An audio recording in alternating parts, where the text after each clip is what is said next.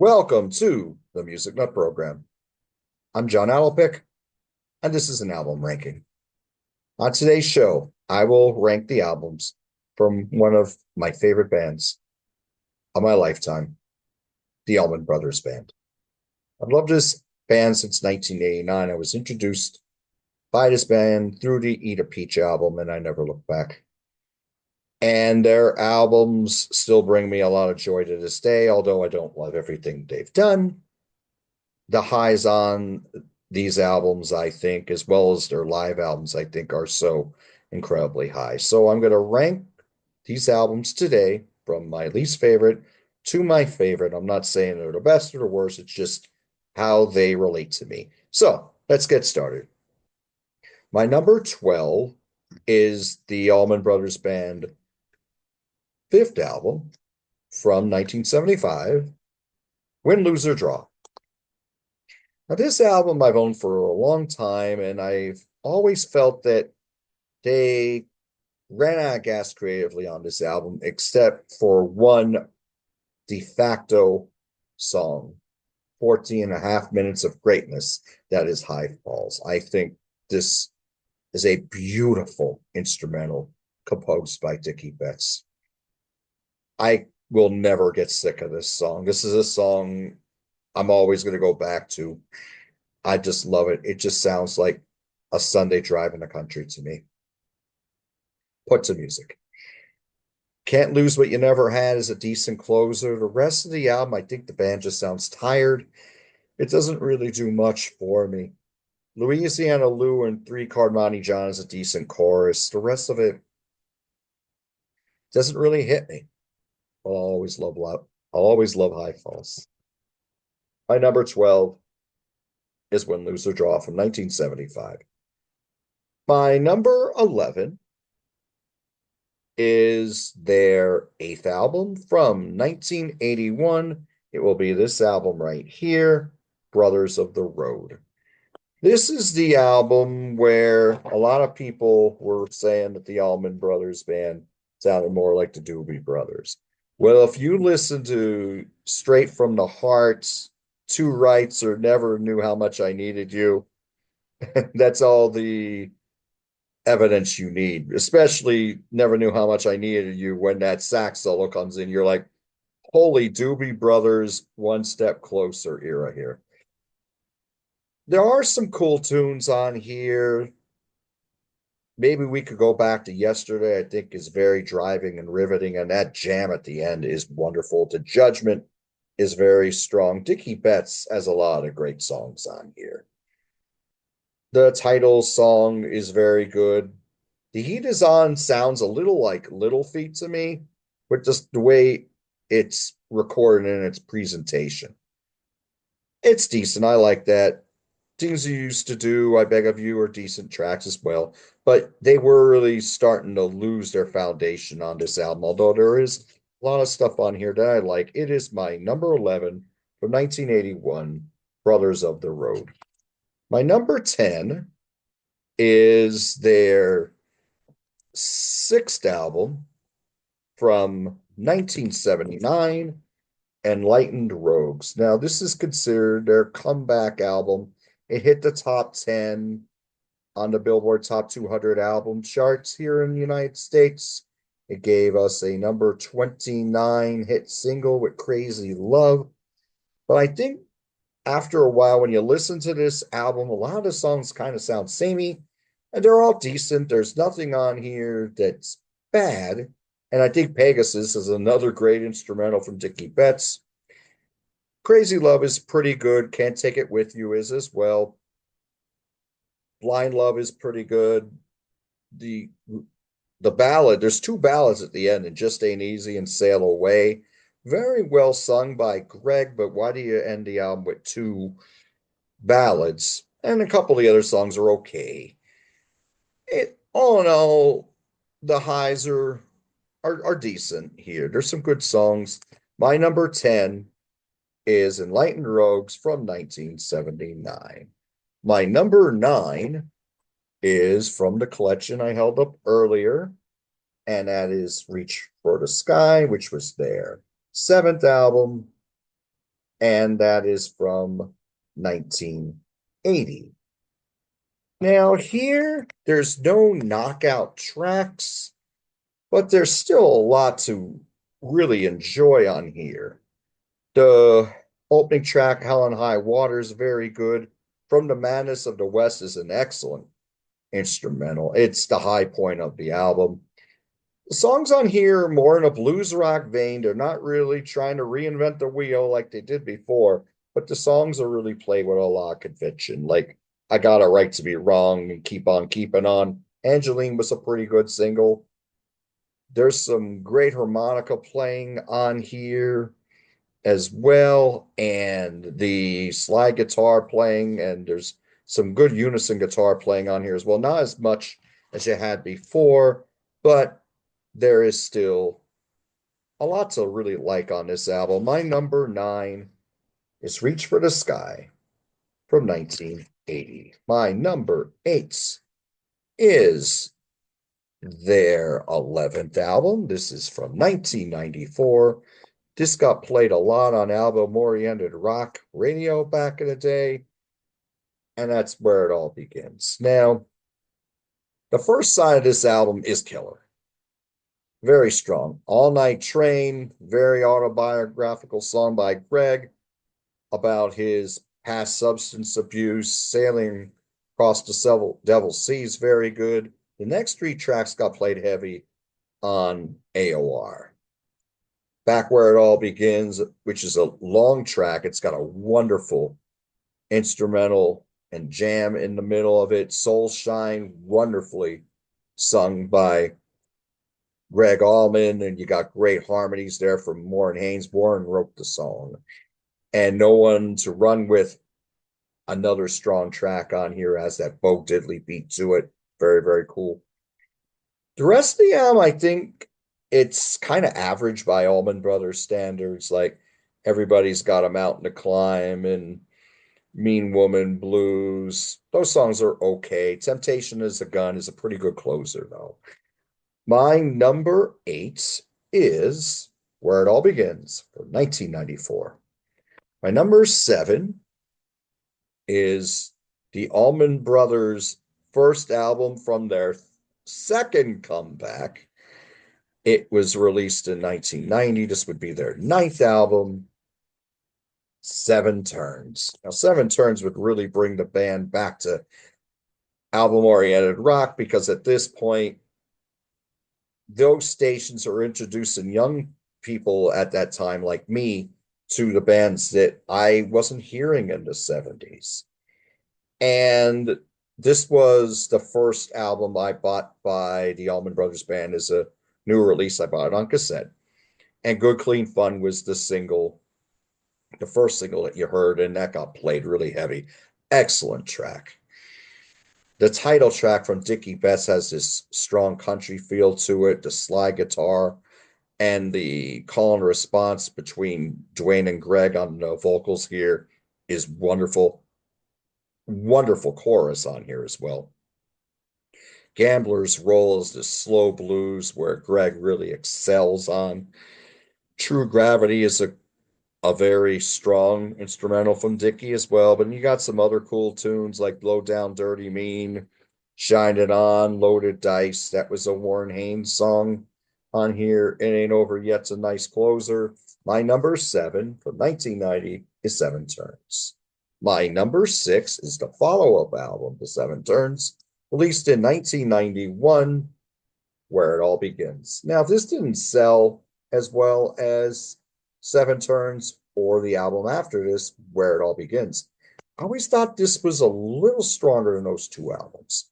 End of the Line was the song that really hit AOR, and that was the only one that you really heard on AOR. It's another great autobiographical song from Greg. Midnight Man is another song that's kind of in that same vein, but more positive, but it's another cool track.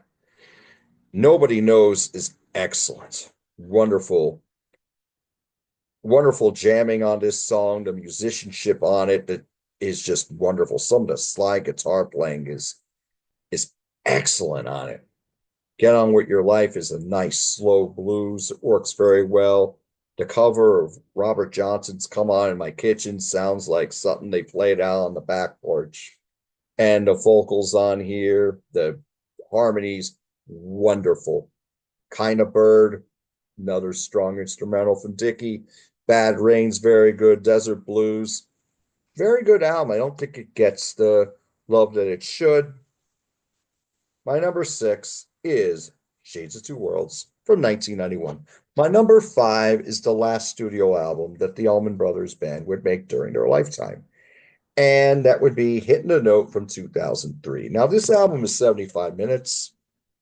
So, yeah, it's long, but the songs are so good that they take you in. So, I would highly recommend this album if you want to hear something from the latter day Allman Brothers Band. Firing Line is a strong opener. You got a great cover of Woman Across the River, as well as the Rolling Stones' Heart of Stone. You got great jams in here that recall the early years, such as Rockin' Horse and Desdemona. High Cost of Low Living is another great autobiographical song from Greg, as is Old Before My Time. Old Friend is an excellent closer sung by Warren. Maydell's very good. Who to Believe is very good. That's a longer album. That's what we got in 2003. But this hits on all levels. And Instrumental Illness is a fantastic instrumental, but not written by Dickie Betts, because by this point, Dickie Betts was no longer in the Allman Brothers Band. So much to love on this album. My number five is Hitting a Note from 2003. My number four, and at one point I probably would have had this a little lower, but when I listen to this now, I'm like, the highs are just too high on this album. This would be the Allman Brothers Band most successful studio album from 1973, number one for 5 or 6 weeks, I forget. Brothers and Sisters. Now, this is when Dickie Betts became the lead songwriter in the Allman Brothers Band, and he brought in so many great tracks, such as their biggest charting hit, the number two Ramblin' Man, which has more of a country feel. That's what he really brought to the Allman Brothers Band, or those wonderful jazz influenced instrumentals and those great country songs. So you had that in Ramblin' Man, as well as that long jam at the end, which is wonderful. Excellent song. They didn't do it live much by the time I got to see the Allman Brothers Band. I think it was because Dickie was out of the band by that point. But it is it's their biggest single, maybe not their most enduring song, but it's still a wonderful song. Pony Boy, the closer, has that very strong country feel as well. Jessica, wonderful instrumental. This was, I think it hit like number 65 or so on Hot 100 singles in 1973. Fantastic instrumental. That guitar line on there is so memorable. The Dickie's solo on that, I think, is his best recorded guitar solo on record, is that one in Jessica. Southbound is excellent. By this point, Dickie's the only guitar player, and they added Chuck Leavell on piano. And his piano playing on this song is wonderful. Wasted Words is an excellent opener. Come and Go Blues is another strong track that Greg brought in, and he would later redo that on Playing Up a Storm. So the highs on here are so high, I couldn't not rank this lower than number four, which is the Allman Brothers Band's fourth studio album from 1973, Brothers and Sisters. Now, my 3 and 2 and 1, I can bounce between these. These are all 10s to me, and I love them all for different reasons. I have the collection called Beginnings. Now, what they did was they put this out as a record after, I believe it was when Eat a Peach hits, because they had some downtime because they had lost Duane Allman, they had lost Barry Oakley, they were going through a lot of personal issues. So they put this out, which is the first two albums. And the first album was their self-titled debut, and that's my number three. This is where you hear a lot of the classic Allman Brothers Band songs. This is where Dreams made its debut. This was the first song that Greg brought to the Allman Brothers Band, and he was the last member to join the Allman Brothers because Dwayne started the band. Whipping Post is iconic, especially after it was done in its live version on at Fillmore East. That closes this album. Trouble No More, which was their cover of the Muddy Waters song, excellent. Black Hearted Woman and Every Hungry Woman are excellent originals. They're very strong. The opening track, Don't Want You No More, is a cool instrumental that goes into It's Not My Cross to Bear. What a wonderful introduction to the world of Greg Allman's soulful voice. He sounded like that at 21. And when you listen to that, it's amazing. I mean, in his prime, Greg Allman could do no wrong as a singer. I believe that to be truth. My number three is the self-titled debut. My number two is their second album, Out of Wild South. I ranked this a little higher because there's a little more variety on here. And this is where Dickie starts to emerge in the opening track, Revival. It's kind of got like a hippie feel, but it's very, very catchy. And especially In Memory of Elizabeth Reed. What a fantastic instrumental. Brought to a whole new life again on at Fillmore East. You got Midnight Rider, which is one of the signature Greg Allman songs on here in its original form and later would become a hit single in a more orchestrated version on his solo debut, Laid Back. I always like the original more. You got a wonderful ballad in Please Call Home, where Greg really shines. You got the riveting Leave My Blues at Home that closes it. And you got Barry Oakley's lead vocal on the band's blues cover of Hoochie Coochie Man, which they make their own because of the heavy percussion in there and the arrangement.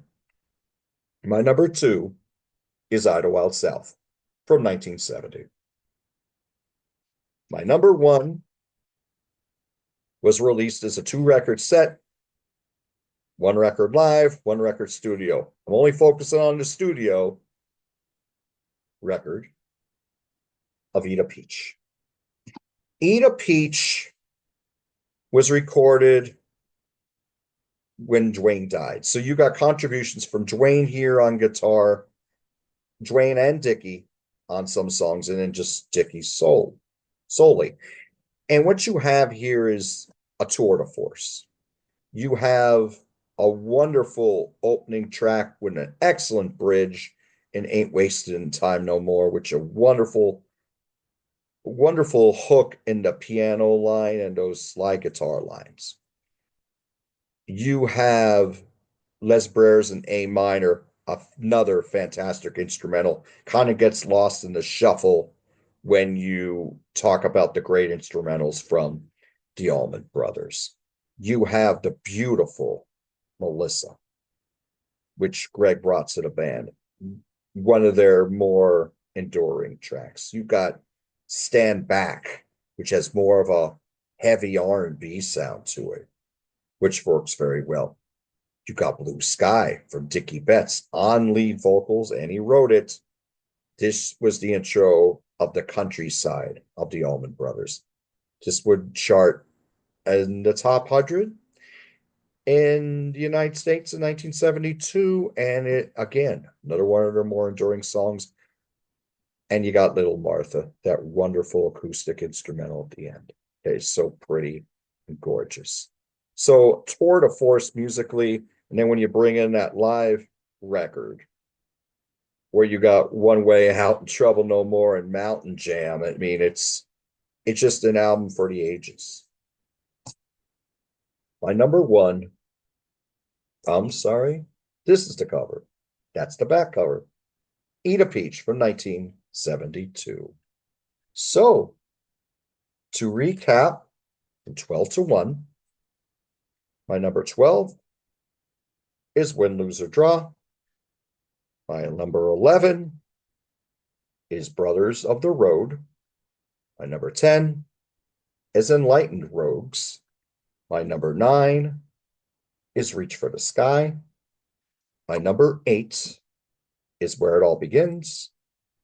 Number 7 is Seven Turns. My number 6 is Shades of Two Worlds. Number 5, Hitting the Notes. Number 4, Brothers and Sisters. Number 3, self-titled debut. Number 2, Idlewild South. Number 1, Eat a Peach. So, what do you think of the Allman Brothers Band music? Have you seen them live? Did you see them with Duane Allman and Barry Oakley? Did you see later versions with Chuck Leavell and Lamar Williams?